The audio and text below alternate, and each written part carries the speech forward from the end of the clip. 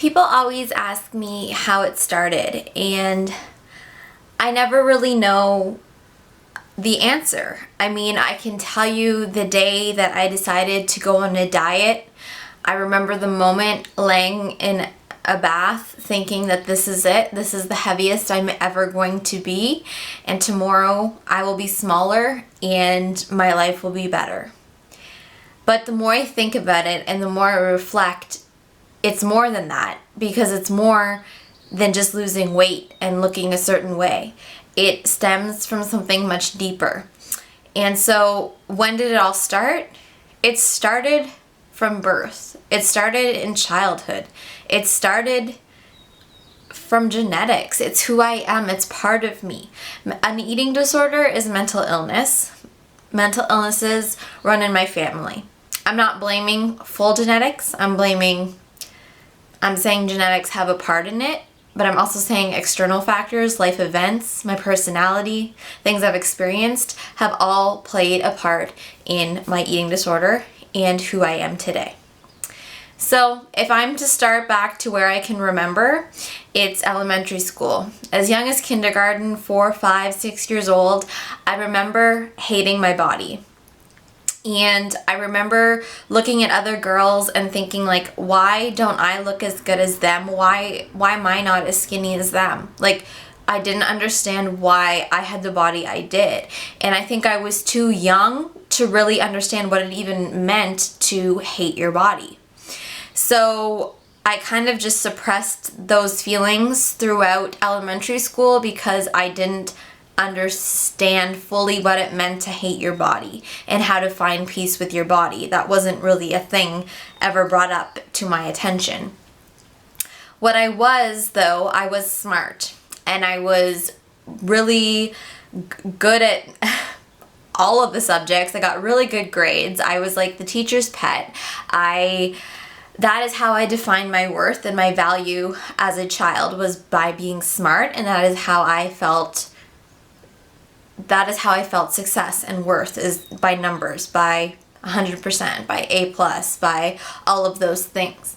And I also want to say that as a child, and me naturally, I'm not good at sports. And in school, to be cool and to feel part of the group and feel confident, it's cool to be picked first in gym class. It's cool to be part of school sports. And I was never that person, so that also made me feel very self-conscious. Throughout high school, I think I became more aware of not liking my body, and I also developed a new thought, and the best way I can explain it is I felt like I had this person inside of me. I was this person, but I didn't know how to express myself. I remember thinking, like, Steph, like, why can't you be confident and express who you are and say the things you feel and do the things you want to do? But there was something holding me back, and I didn't at the time realize or understand what that was yet. So I graduated high school and went off to university, and my whole life plan was to become a teacher. That was it. I never questioned anything else. I was going to go off to university, do my 4 years, graduate, do teacher's college, go off and become a teacher. So my first 2 years of university, I think, were just kind of like figuring out life, like what life is, living by yourself, like buying groceries by yourself, eating by yourself, meeting new people, being in a different city, and all these things. So I learned a lot, and at the time you also are socializing more, and you are partying and drinking and probably not eating the best, and I gained some more weight during that time. And I remember second year I became very depressed, and I had people that were in my dorm concerned, and I honestly didn't know why I was upset. I just felt like it was wrong. I felt lonely, I felt scared, and I was not happy. But I kept going because that's what I did, and that was my plan. So the summer between second and third year, I remember seeing a picture of myself, and I was in complete shock. I couldn't believe that's what I looked like, and I hated my body. And that night, like I said before, I had a bath, And I remember, I'll never forget it. I remember laying in that bath thinking, this is the night. This is the last night you will ever be this big. Tomorrow you will start dieting and exercising and you will be smaller and your life will be better. I made the connection of weight loss and happiness, and that's what I wanted. So that's what I did. The next day, I think I busted out some Jillian Michaels videos or YouTube or something, and in my house started to work out. But like I said, I wasn't an athletic person, so it was hard for me, and I really didn't know how to, in a healthy way, lose weight. And so I turned to the internet, and I Googled how to lose weight. And of course, when you Google that, all these fad diets are gonna come up. And I followed them. I found headlines, the quickest way to lose 5 pounds in a week, and I followed all these crazy diets, and I did it. And of course, I was gonna lose weight, you know, when you do that to yourself, and I was losing weight, and I was getting compliments from people, and I felt good, and I was like, this is awesome, you know, like this is how I started to define my worth. Because in university, I no longer was the smartest girl. I no longer felt like it was the right plan for me being a teacher. I felt like an outcast. But what kept me going was controlling my food and controlling my exercise. Then I discovered the scale. I would step on the scale every single day, multiple times a day. If that number did not go down every single day, I was a failure. I defined my success by having a lower weight every single day. And my mood would change if that weight did not go down. If it went up or was the same, I would not be happy. My mood was dictated by the number of the scale. I became so obsessed in this lifestyle, in dieting and restricting food and being small, and that's all I cared about. And I was on social media constantly scrolling through blogs and these pictures and all these things that were just feeding my mind more and more, deeper into this disorder. And I didn't realize it at the time, but my eating disorder was my best friend. It is what I did. And as I gradually became sicker and tired and like losing everything that I had, I realized I had a problem. But it is really scary to fix that problem when it feels like it's the only thing you have. And I just remember coming home from school for spring break or something, and my mom was so concerned, and she's like, Steph, like, you need to stop losing weight. And I'm like, oh yes, I'm fine. I'm not losing weight anymore. I'm just healthy. Like, that was always my thing. I'm just healthy. And it's just, I hate when people call me healthy now, because I'm healthy, yes, but I'm balanced and I'm free. That's what I am now.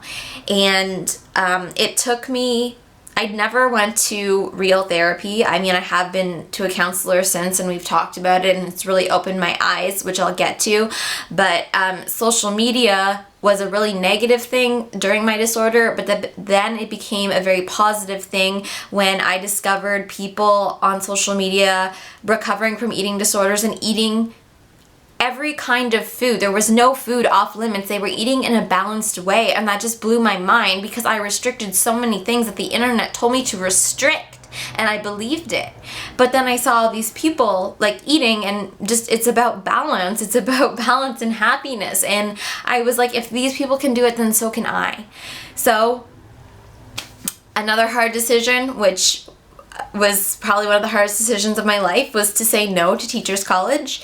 And I had no idea what I was going to do with my life. And that was very scary for me, because I like control, hence why I had an eating disorder, is I like control.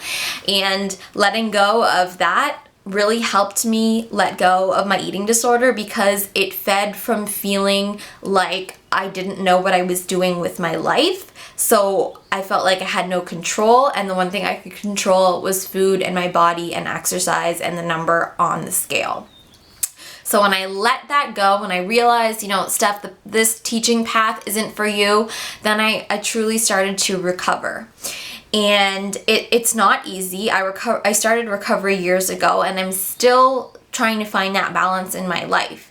And I think it'll be a forever process. And I've accepted that it'll be a forever process, and that's okay. You're never going to fully find self-love and be 100% self-love every single day. You're always going to have moments, and it's just about dealing with it and moving on. So I found flexible dieting. I found different techniques on the internet that had helped me through recovery. And today I just eat what I want, and I eat intuitively. I listen to my body, and I work out in a way that makes me feel happy and makes me feel strong. And now I devote my life and I devote my social media to promoting self-love and body positivity and showing people that you don't need to go onto the internet to find diets. You don't need to follow the trends online. You need to figure out what is truly causing you to be unhappy. Eating disorders aren't just about wanting to be skinny and small. It can be part of it, but it's stemming from something else. And when I started to go to therapy last year, is when I went to therapy sessions, I discovered that a huge part of my sadness, in which I still do experience sadness on a regular basis, is I'm lonely. There are people around me. I have my parents, I have my brother, I have my boyfriend, but I'm lonely. Something in my life is not fulfilled, and I've yet to figure out what that is. Maybe I have too high of expectations of myself. Maybe I'm still that young girl who needs to have 100% all the day, every day. Maybe I don't know what it is. Maybe I just need to live a simpler life and just be happy and content with waking up to a pot of coffee and waking up next to the person you love and being grateful for so many things, but there's part of me that's still lonely. And I think that's why I still have days where I'm hard on myself and on my body, and that's days where I feel insecure and lonely and uncertain.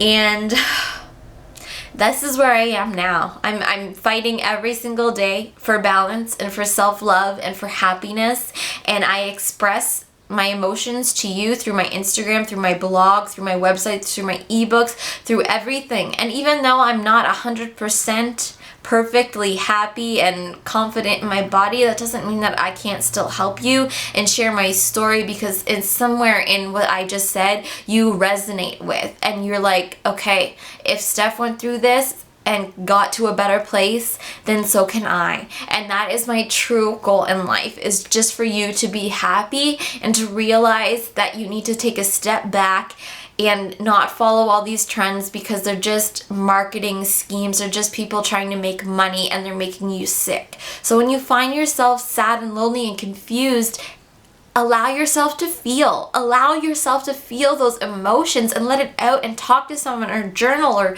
write it on Instagram or whatever. Let it out. Don't hide it. Don't hide it. Don't feed it with your eating disorder. Your eating disorder wants to feed itself into you, and you need to say no. You need to express those negative emotions and accept what you're going through, and accept that you're human, and accept that it's okay to be sad. So that's how it all stems through. Those are experiences I can think of from childhood up until now, and it's a huge part of it. It was never about like truly hating my body. It was about control and about being the best and getting really good grades and being defined by a number. And that's why the scale had such a huge part in my eating disorders, because it was a number. It was something I could count on to say, okay, is today a good or bad day? Did I succeed or did I fail today? So that's basically what I've been through, and this is where I am today. I am much happier, but I'm still figuring stuff out, and I'm 25 years old, and I'll be figuring stuff out until the day I die, and that's okay. And I've accepted that, and I just think that we need to be a little bit more easier on ourselves and stop feeding in so much to social media and comparing ourselves to what we see and others we see, because it's not always real. What's real is you and your heart and what's going on in your mind. So I hope that this resonated with you in some kind of way, and share your story below. If anything that has happened to me you can relate with, tell me in the comments below, and I'll link all of my resources that I have for you down below. So thank you so much for listening to my story, and share this with anyone who you think is struggling.